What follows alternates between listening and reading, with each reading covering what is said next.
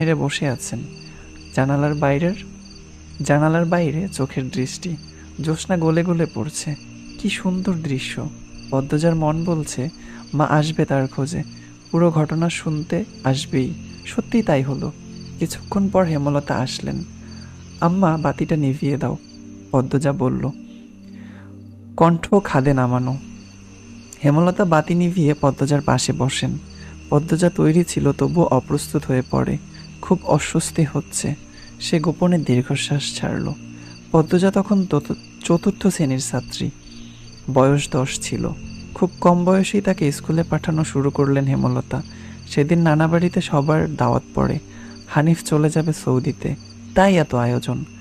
পরিবারের মিলন আসর বসে। স্কুল মাঠে সেদিন নাচ গান অনুষ্ঠিত হয়। বাড়ির সবাই সেখানে চলে যায়।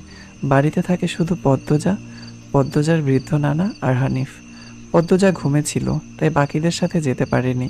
যখন ঘুম ভাঙে তখন আবিষ্কার করলো বাড়িতে কেউ নেই। মোর্শেদ হঠাৎ করে অসুস্থ হওয়াতে হেমলতা বাপের বাড়িতে উপস্থিত ছিল না। পদ্ম নাকি? পদ্মজা বাড়ি থেকে বের হওয়ার উপক্রম হতেই কানে আসে হানিফের ডাক।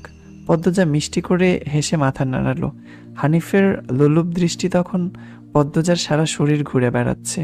এইটুকু মেয়ের ফর্সা চামড়া বিকৃত মস্তিষ্কের হানিফকে যেন বড্ড টানে।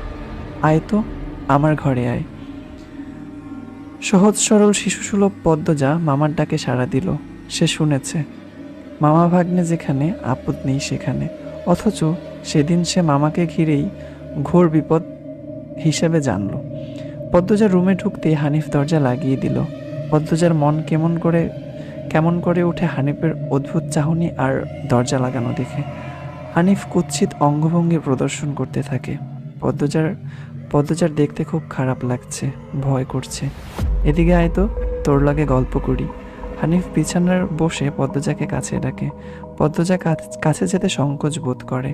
হানিফ পদ্মজার ডান হাত ধরে টেনে কোলে বসায়। তুই জানোস, তুই যে সবার থেকে বেশি সুন্দর। হানিফের প্রশ্ন পদ্মজার কানে ঢোকেনি। সে মোচড়াতে থাকে হানিফের কোল থেকে নামার জন্য। আপত্তিকর স্পর্শগুলো পদ্মজার খুব খারাপ লাগছে। কাঁদতে ইচ্ছে হচ্ছে। মোচড়াচ কেন রে ছেড়ি, শান্তিমতো বইয়া থাক।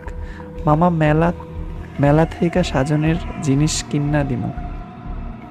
হানিফ শক্ত করে দুহাতে ধরে রেখেছে পদ্মজাকে। পদ্মজা কিছুতেই নামতে পারছে না। মামা, আমি চলে যাব, কাঁদো কাঁদো হয়ে বলল পদ্মজা। কই যাবি? মামার ধারে থাক, বলল হানিফ। হানিফের শক্তপোক্ত হাতের স্পর্শগুলো শুধু অস্বস্তি দিচ্ছে না, স্পর্শকাতর জায়গাগুলো ব্যথায় বিষিয়ে